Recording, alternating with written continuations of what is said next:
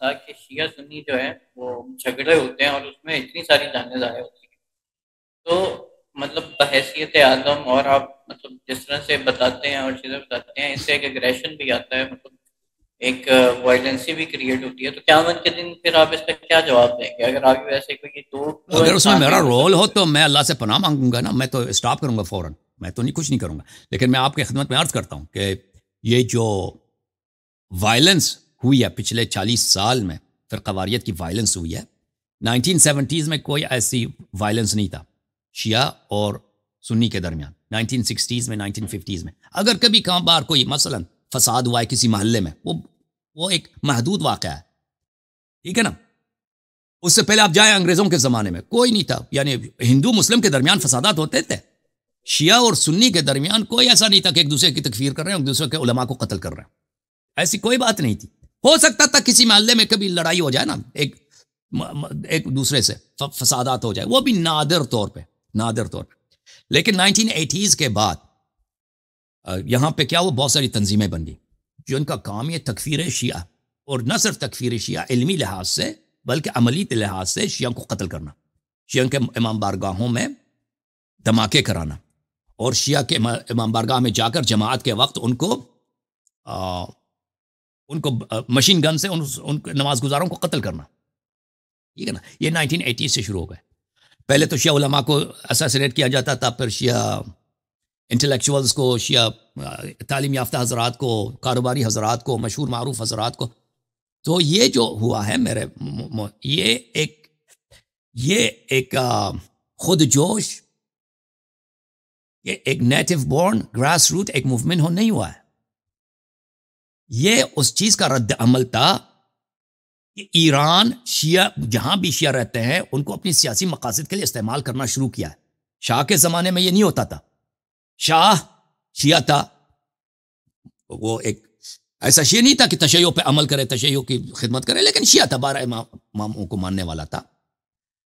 لیکن وہ ایک قوم پرست انسان تھا. اس کو کام نہیں ہے کہ بھئی پاکستان میں شیعہ رہتے ہیں، میں شیعوں کے لیے ایک پولیٹیکل پارٹی بنا دوں، ان کو اپنی حمایت کے لیے میں ان کو آرگنائز کر دوں، ان کو مینیپولیٹ. اس کا یہ کام ہی نہیں تھا، شیعہ کارڈ کھیلتا ہی نہیں تھا وہ. لیکن انقلاب ایران کے بعد خمینی صاحب نے کہا کہ میں مسلمانوں کا امام ہوں، میں پورے عالم اسلام کا ولی فقیہ ہوں، امام ہوں.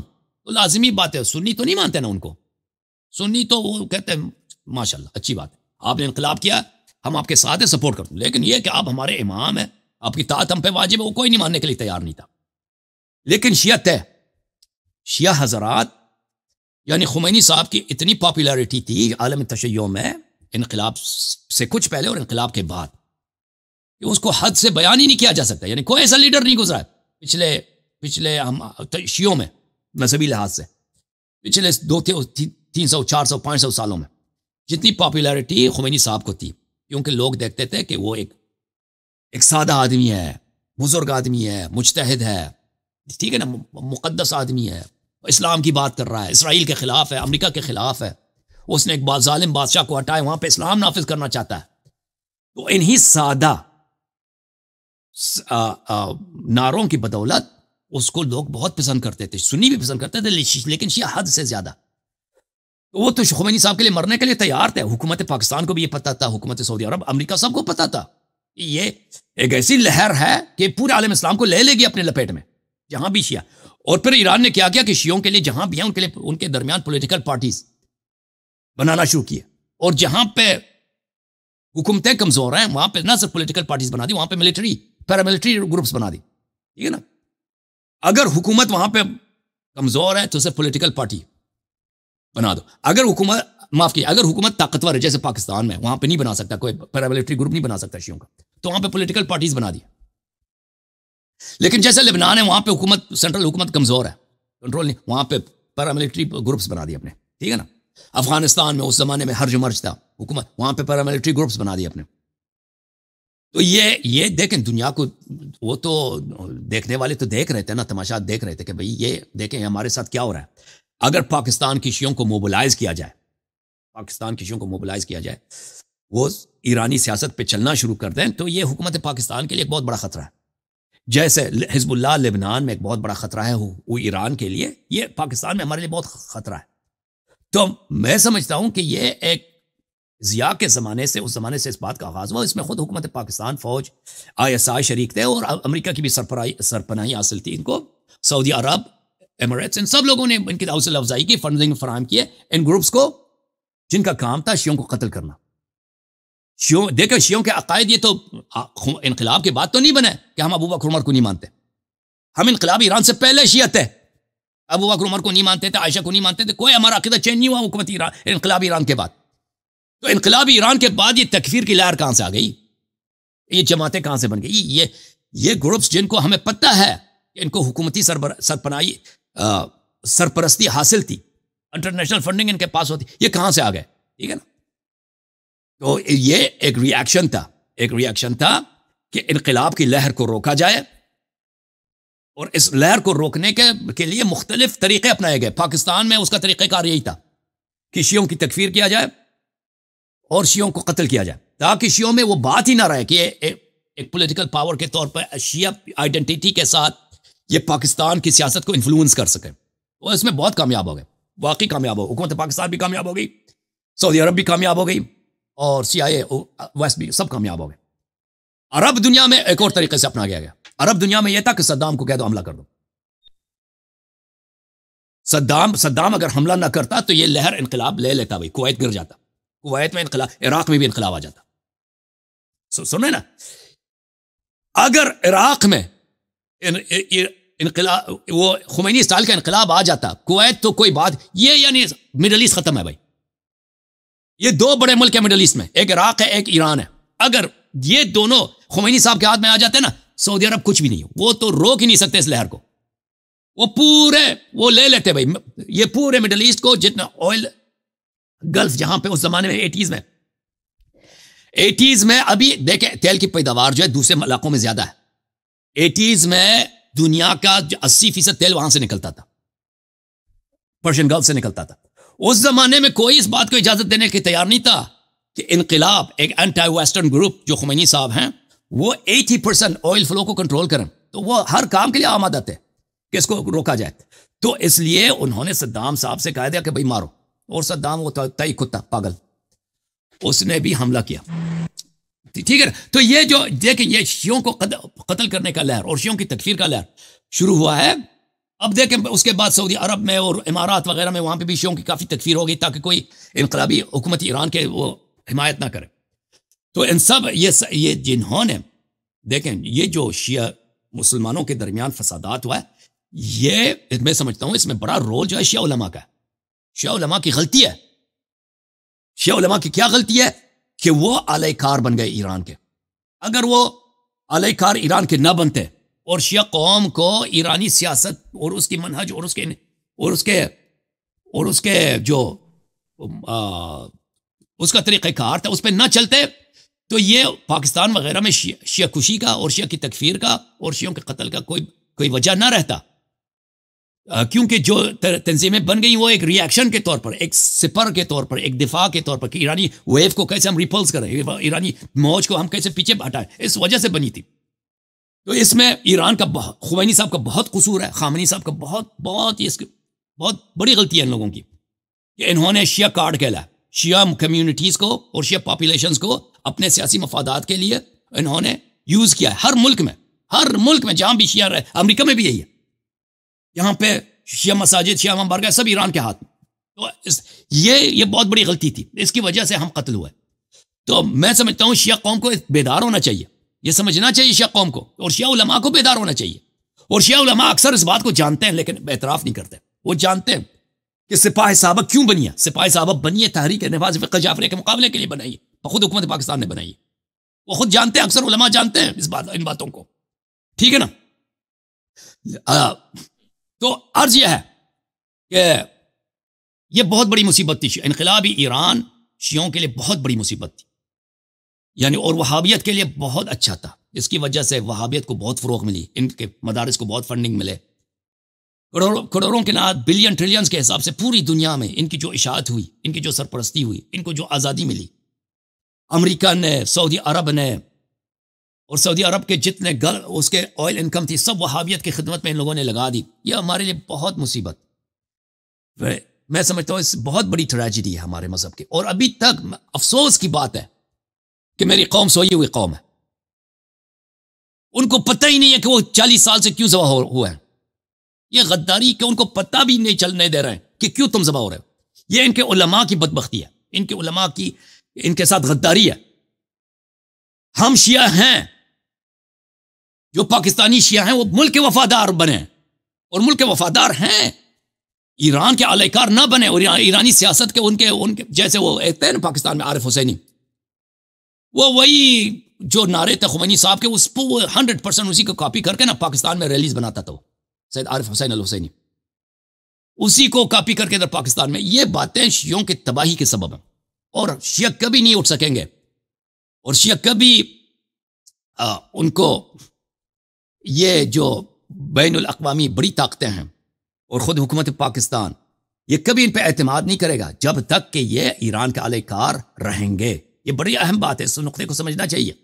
لیکن مصیبت یہ ہے کہ ہمارے جو اکثر علماء ہیں، ان کی پرورش ان مدارس میں ہوتی ہے، یہ قوم جاتے ہیں، ٹھیک ہے نا، ان کی پرورش انہی مدارس میں ہوتی ہے جن کا کریکولم ہی یہی ہے، جن کا نصاب ہی یہی ہے کہ کیسے ایسے افراد کی پرورش کی جائے جو ایرانی سیاست کو دنیا میں پروموٹ کریں. اگر پاکستان جاتے ہیں تو پاکستان میں، ہندوستان جاتے ہیں تو ہندوستان میں.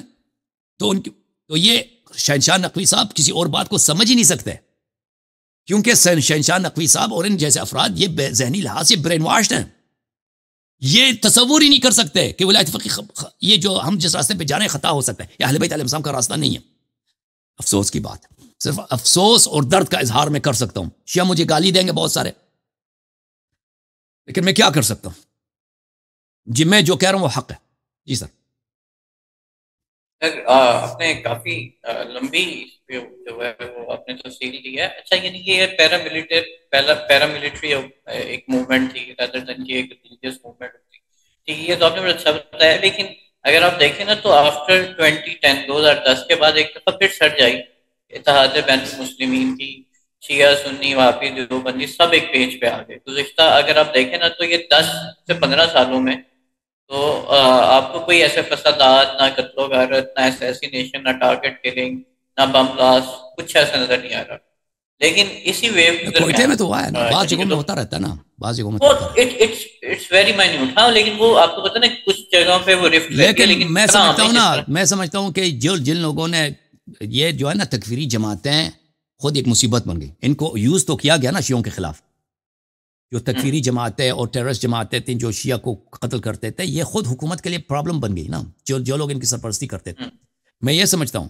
اور پھر ان کی کہاں آرامدی ختم ہو گئی، کیونکہ شیعہ اتنے کمزور ہو گئے اور شیعہ اتنے پس گئے کہ پھر وہ ان کو یقین ہو گیا کہ اب شیعوں کو کنٹرول کرنے کا طریقہ میں آ گیا ہے. اگر یہ دوبارہ کبھی ہمارے اسٹیٹ کے لیے، ہمارے پالیسیز کو مینیپولیٹ کرنے کے لیے ایسے ہی، کیونکہ شیعوں کے پاس کیا ہے، نہ پارلیمنٹ میں کوئی سیٹ ہے، کچھ بھی نہیں ہے، نہ ان کے نہ کوئی الیکشن جیسا ایسا سسٹم یا ایسا پاکستان میں کہ، اور نہ یہ کوئی جلسہ کا اپنا کرا سکتے ہیں. کیونکہ یہ دیکھیں وہ 80s میں ہوتا ہے نا، مرحوم مفتی جعفر صاحب کا ایک جلسہ ہوتا ہے اسلام آباد میں، لیکن سر پارلیمنٹ میں ہے، اس کے بعد تو کبھی نہیں کر سکتے نا. پارلیمنٹ میں شیعہ آئیڈینٹی کے ساتھ نہیں ہے، شیعہ آئیڈینٹی کے ساتھ نہیں ہے. وہ پیپل پارٹی نے کسی نے ٹکٹ دیا نا، یا اس نے ہمارے سینیٹر ہیں پی ٹی آئی نے وہ ایک دو سے کیا سنی مولوی کتنا ہے بھائی اس کے مقابلے میں، وہ تو بہت زیادہ. وہ تو ایک آدمی کیا کچھ بھی نہیں کر سکتا. ایک مولوی اگر شیعہ مولوی جاتا ہے نا ایم این اے بن کے، تو ایک آدمی تو کچھ ہی نہیں کر سکتا نا. ان کی تعداد اس کے مقابلے میں بہت زیادہ ہے. جس طرح وہ ریپرزینٹ ہوتے ہیں وہ اس طرح ہم ریپرزینٹ نہیں ہوتے ہیں نا. تو میں عرض یہ کرتا ہوں کہ سیاست والوں کو پتہ چل گیا کہ اب زیادہ سے زیادہ 2010 کے بعد شیعوں کو اتنا زیادہ قتل کرنے کی ہمیں ضرورت نہیں ہے. میں یہ سمجھتا ہوں لیکن وہ کبھی بھی اس دوبارہ سوئچ کو آن کر سکتے ہیں. یہ ایک ایسی چیز ہے ان کے لیے بہت آسان ہے. وہ دوبارہ کبھی بھی ایسے گروہ بہت سارے مل جائیں گے ان کو کہ وہ شیعوں کو بہت مزے سے قتل کریں گے. جی دیکھیں، لیکن یہ اس کا آپ نے اپنی بات میں جواب دیا نا کہ جہاں بھی کوئی اینٹی اسٹیٹ کوئی ایک گرفت تیار ہوتی ہے تو اسٹیٹ ہی ہے نا، اس نے تو اپنے آپ کو اور اپنی میں بلیم نہیں کرتا حکومت پاکستان کو. ہاں، مطلب وہی نا، کوئی بھی حکومت ہوتا یہی کر لیتا نا، کوئی بھی حکومت ہوتا. دیکھ حکومت پاکستان کو یہ تو فرشتہ تو نہیں کہ آسمان سے آیا. وہ دیکھ رہا ہے کہ یہاں پہ ایک جماعت ہے جو ہمارے لیے ایک رسک ہے، سیکیورٹی رسک ہے، نیشنل سیکیورٹی رسک ہے ہمارے لیے. تو اس کو کیسے مینج کیا جائے، انہوں نے طریقہ ڈھونڈ لیا بھائی کہ اس کو مینج کرنے کا یہ طریقہ ہے. غلط, بہت ہی بروٹل طریقہ ہے. لیکن میں سمجھتا ہوں شیعہ قوم نے حکومت پاکستان کے لیے کوئی راستہ چھوڑا ہی نہیں تھا. 80s میں اگر آپ چلے جائیں نا, عارف حسینی, ساجد نقوی صاحب, ان لوگوں نے حکومت پاکستان کے لیے کوئی راستہ چھوڑا ہی نہیں تھا جی, سوائے یہ کہ یہی کر لیں جو ان کے ساتھ ہوا تھا. کیونکہ یہ ان کا نعرہ ہی تھا کہ پاکستان میں انقلاب, وہی بات ان کی بات یہ چل رہی تھی نا, یہ پاکستان میں انقلاب کی بات کر رہے تھے, تو آپشن ہی نہیں چھوڑا تھا ان کے لیے. ٹھیک ہے نا, یہ بالکل پاگل تھے یہ سب. شیعہ لیڈرشپ 80s 90s میں سب پاگل تھے, جنون میں تھے, پتہ ہی نہیں کسی اور فضا میں تھے, ان کو پتہ ہی نہیں تھا پاکستان میں آپ کیسے انقلاب کریں گے. تحریک نفاذ فقہ جعفریہ, فقہ جعفریہ کون آپ کو نافذ کرنے دے, پاگل ہے آپ.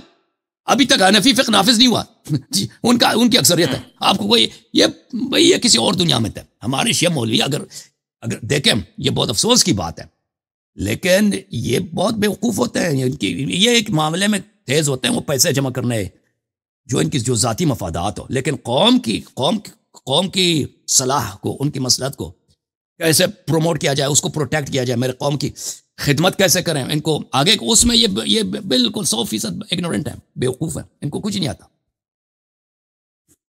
سر جو میں بات کرنے لگا تھا, جس میں سے بیچ میں بات رک گئی, وہ یہ ہے کہ آفٹر 2015 نا ایک سرج آئی انٹرنیٹ انفارمیشن کی, تو اس میں کچھ اہل سنت کے یا مکتبہ فکر کے بھی کچھ علماء تھے اور شیعہ میں بھی تھے, جنہوں نے پھر سے ایسی ایک تکفیری وہ ہوا دی چیزوں کی, جس نے دوبارہ سے سوسائٹی میں تھوڑا سا انریسٹ کریٹ کیا. آپ کو ایسے لگتا نہیں ہے کہ 15 کے بعد, اب مطلب جیسے اب آپ اگر کوئی بات کرتے ہیں تو آپ کہتے ہیں کہ بھائی میں بیٹھوں, آپ ڈیفینڈ کر لو یا میرے سے بحث کر لو, میں غلط ہوں گا تو میں معافی مانگوں گا یا اپنی اصلاح کر لوں گا. لیکن کچھ اور ایسے مکتبہ فکر کے لوگ بھی آئے جنہوں نے صرف اور صرف تکفیریت کو بہت زیادہ ہوا دی, اور ایک دم سے ایک وائلنس سوسائٹی میں دوبارہ آیا, سمجھنے کے نام پہ, پڑھنے کے نام پہ, نالج کے نام پہ. لیکن پھر آپ کو نہیں لگتا کہ پھر سے ایک دفعہ یہ ویو آئی کہ میرے جو زیادہ اسٹڈیز ہیں نا انٹرنیٹ پاکستانی سیاست میں, وہ 2015 کے اتنے مجھے نالج نہیں ہے. مجھے جو زیادہ میں نے انٹرنیٹ کی وجہ سے کہہ رہا ہوں سر, سیاست نہیں کہہ رہا, جیسے کہ آپ کو پتہ میں کن کی بات کر رہا ہوں. انٹا شیعہ جو کلائمیٹ ہے, مجھے زیادہ جو اس کا مطالعہ ہے 80s اور 90s کا ہے. 2015 کے بعد میں نے, کیونکہ میں پاکستان میں رہتا نہیں ہوں اور وہاں کے اخبار وغیرہ میں نہیں پڑھتا, تو اس میں مجھے زیادہ نالج, اس زمانے کی جو میں نے کتابیں پڑھی ہیں, اخبارات کے کلپس وغیرہ زیادہ دیکھے ہیں, اس زمانے کے ریسرچ ہے میرا. لیکن 2015 کا مجھے اتنا نہیں معلوم اس کے بعد صورتحال کیا ہے. ٹھیک ہے نا, تو یہ میرا ایریا آف ایکسپرٹیز نہیں ہے. جتنا میں نے مطالعہ کیا ہے مجھے یہ باتیں یعنی, اور میں نے بہت ہی ٹاپ لیول کے ایکسپرٹس ہیں, ان کے کتابیں میں نے پڑھی اس مسئلے پر. مجھے یہ جو عرض میں کر رہا ہوں اس پہ مجھے پختہ یقین ہے کہ جو میں اس مسئلے میں کر رہا ہوں وہ صحیح ہے, لیکن بعض باتیں مجھے نہیں معلوم جس کی طرف آپ اشارہ کر رہے ہیں 2015 کے بعد جو کلائمیٹ ہے. چلے میں ذرا زیادہ آپ کو آسانی سے بتا دوں کہ جیسے کہ انٹرنیٹ پہ محمد علی مرزا صاحب آئے اور مفتی طارق منصور, بہت سارے لوگ آئے, جب انہوں نے بہت ساری ایسی باتیں شروع کی جو کہ اتنی عام نہیں تھی عوام میں, دین پھر ایک دفعہ سے پھر ٹرینڈ آیا ڈیبیٹس کا, باتوں کا, نالج کا ایکومولیشن زیادہ ہوئی, دین پھر اس کے اوپر جو ہے مناظر یہ سارے شروع ہو گئے, تو پھر کہیں نہ کہیں وہ پھر ایک وائلنس کا عنصر آ گیا کہ ایک تفسیر کا پھر باقاعدہ سلسلہ شروع ہو گیا 15 کے بعد, یعنی کہ 18-19 کے اوائل کے بعد, یعنی پھر سے.